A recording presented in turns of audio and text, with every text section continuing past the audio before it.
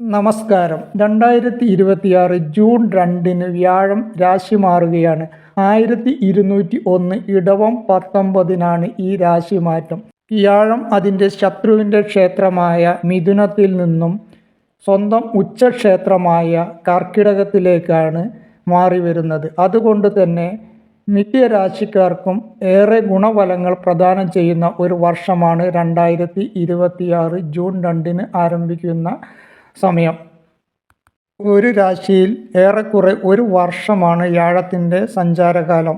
12 വർഷത്തിന് ശേഷമാണ് വ്യാഴം അതിൻ്റെ ഉച്ചക്ഷേത്രമായ കർക്കിടകത്തിലേക്ക് എത്തുന്നതും അത്യധികം ഗുണഫലങ്ങൾ പ്രദാനം ചെയ്യുന്നതും. മറ്റെല്ലാ ഗ്രഹങ്ങളെപ്പോലെ തന്നെയും ശുഭസ്ഥാനത്ത് നിൽക്കുമ്പോൾ ഗുണഫലവും ദുസ്ഥാനത്ത് നിൽക്കുമ്പോൾ ദോഷഫലവുമാണ് ഗുരുവിൽ നിന്നും ഉണ്ടാവുന്നത്. പ്രധാനമായും 3, 6, 8, 12 രാശികളിൽ വരുന്നവർക്ക് ദോഷഫലങ്ങൾ ഉണ്ടാകുവാൻ സാധ്യതയുണ്ട്. മറ്റ് രാശിക്കാർക്ക് അത്യധികം ഗുണഫലങ്ങളുമാണ് ഈ സമയത്ത് ലഭിക്കുന്നത്. എന്നിരുന്നാലും വ്യാഴം അതിൻ്റെ ഉച്ചക്ഷേത്രത്തിലേക്കാണ് സംക്രമണം ചെയ്യുന്നത് കൊണ്ടും 5, 7, 9 ഭാവങ്ങളിലേക്ക് ദൃഷ്ടി ഉള്ളതുകൊണ്ടും ഈ പറയുന്ന ദുസ്ഥാനത്ത് ഉള്ളവർക്കും ദോഷഫലങ്ങൾ വളരെ കുറവ് മാത്രമേ ഈ സമയത്ത് ഉണ്ടാവാൻ സാധ്യതയുള്ളൂ. ഇനി ഒരു വർഷം, അതായത് 2027 ജൂൺ 25 വരെ വ്യാഴം അതിൻ്റെ ഉച്ചക്ഷേത്രമായ കർക്കിടകത്തിലാണ് ഉണ്ടാവുക. ഓരോ രാശിയിലെയും നക്ഷത്രക്കാർക്ക് എന്തൊക്കെയാണ് ഈ വ്യാഴ സംക്രമണം വഴി ഫലം പ്രദാനം ചെയ്യുന്നത് എന്ന് നോക്കാം. ധനുക്കൂറ്. മൂലം, പൂരാടം, ഉത്രാടം ആദ്യത്തെ പാദം അടങ്ങിയതാണ് ധനുക്കൂറിലെ നക്ഷത്രങ്ങൾ. ഇതുവരെ 7ാം ഭാവത്തിലായിരുന്ന വ്യാഴം ഇപ്പോൾ അഷ്ടമത്തിലേക്കാണ് വന്നിരിക്കുന്നത്. വ്യാഴം അഷ്ടമസ്ഥാനത്ത് വരുന്നത് അത്ര ഗുണകരമല്ല. ഇഷ്ടഭാവത്തിലേക്കല്ല വ്യാഴം വന്നിരിക്കുന്നത്. അതുകൊണ്ട് തന്നെ ദൈവാധീനം മറിഞ്ഞിരിക്കുന്ന ഒരു സമയമാണ് ജൂൺ 2 മുതൽ ഇവർക്ക് വരുന്നത്. വളരെയധികം സൂക്ഷിക്കേണ്ട സമയമാണ്. മാത്രമല്ല ശനി കണ്ടകസ്ഥാനത്ത് ഉള്ളത് കൊണ്ട് തന്നെ എല്ലാ കാര്യത്തിലും വളരെയധികം ശ്രദ്ധയോടെ മുന്നോട്ട് പോകേണ്ടതുണ്ട്. എന്നാൽ ശനിയിലേക്ക് വ്യാഴത്തിൻ്റെ ദൃഷ്ടി ഉള്ളതുകൊണ്ടും വ്യാഴം ഉച്ചരാശിയായ കർക്കിടകത്തിലേക്ക് വരുന്നതുകൊണ്ടും ഇവർക്ക് ഭയപ്പെടേണ്ട കാര്യമില്ല. ഇവരുടെ 1ഉം 4ഉം ഭാവാധിപനാണ് ഇപ്പോൾ 7ാം ഭാവത്തിൽ നിന്നും അഷ്ടമഭാവത്തിലേക്ക് വന്നിരിക്കുന്നത്.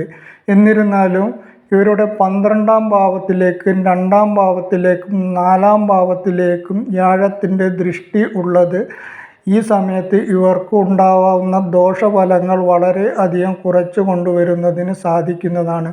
മാത്രമല്ല ശനിയുടെ ദോഷഫലങ്ങൾ കുറയ്ക്കുന്നതിന് വ്യാഴത്തിൻ്റെ നേരിട്ടുള്ള ദൃഷ്ടിയും ഗുണം ചെയ്യുന്നതാണ്.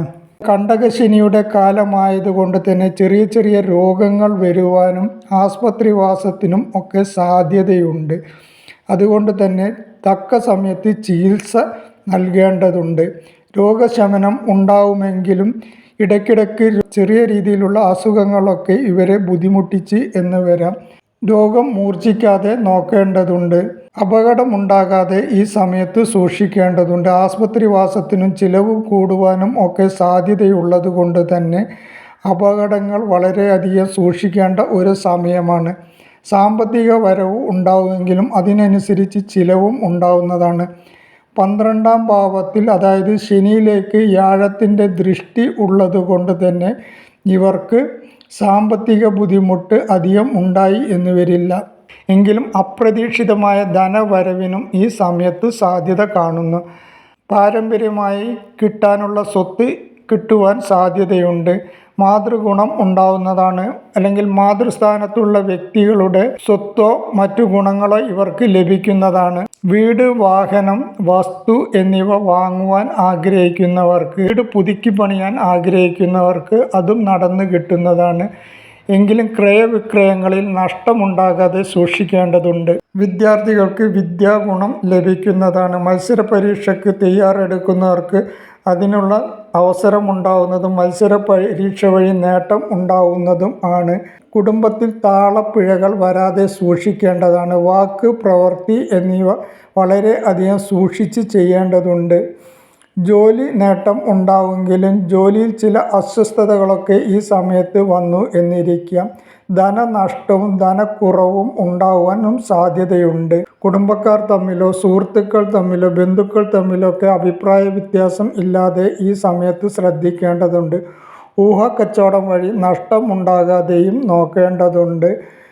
എല്ലാ കാര്യത്തിലും ഒരു മേൽനോട്ടം ആവശ്യമാണ്. പ്രത്യേകിച്ച് ബിസിനസ് കാര്യങ്ങളിൽ, സംരംഭം തുടങ്ങുന്ന കാര്യത്തിൽ ഒക്കെ മറ്റു പങ്കാളികളെ വെക്കുമ്പോൾ അവരിൽ ഒരു പ്രത്യേക ശ്രദ്ധ ഈ സമയത്ത് ഉണ്ടാവേണ്ടതുണ്ട്. പ്രതിസന്ധികൾ വരുമെങ്കിലും അവയൊക്കെ തരണം ചെയ്യുവാൻ കഴിയുന്ന ഒരു സമയമാണ്. കാര്യതടസ്സവും വിചാരിച്ച രീതിയിൽ കാര്യങ്ങൾ മുന്നോട്ട് പോകുവാനുള്ള സാധ്യതയും കുറഞ്ഞു കാണുന്ന ഒരു സമയമാണ്. ഇതിനൊക്കെ ഒരു മാറ്റം ഉണ്ടാവും എന്ന് പ്രതീക്ഷിച്ചുകൊണ്ട് തന്നെ വളരെ അധികം ശ്രദ്ധയോടെയും വിഷമമില്ലാതെയും കാര്യങ്ങളൊക്കെ മുന്നോട്ട് പോകുക എന്നതാണ് ഈ സമയത്ത് ചെയ്യാവുന്ന പ്രധാന കാര്യങ്ങൾ. ഈ സമയത്ത് ഉണ്ടാകുന്ന ദോഷാനുഭവങ്ങൾ കുറഞ്ഞു കിട്ടുന്നതിനായി പ്രധാനമായും വ്യാഴപ്രീതി വരുത്തേണ്ടതുണ്ട്. ദൈവാധീനം വർദ്ധിപ്പിക്കുക. അതിനായി വിഷ്ണു ക്ഷേത്ര ദർശനം നടത്തുക. വ്യാഴാഴ്ച വിഷ്ണു ക്ഷേത്ര ദർശനം നടത്തി പാൽപ്പായസം, തുളസിമാല, അർച്ചന എന്നിവയൊക്കെ നടത്തണം. ശിവക്ഷേത്ര ദർശനവും ശാസ്താവിന് വഴിപാടും ഒക്കെ ചെയ്താൽ ഈ സമയത്ത് ഇവർക്ക് വരാവുന്ന ദോഷഫലങ്ങൾ കുറഞ്ഞു കിട്ടുന്നതും ഗുണഫലങ്ങൾ കൂടുതൽ ലഭിക്കുന്നതും ആയിരിക്കും.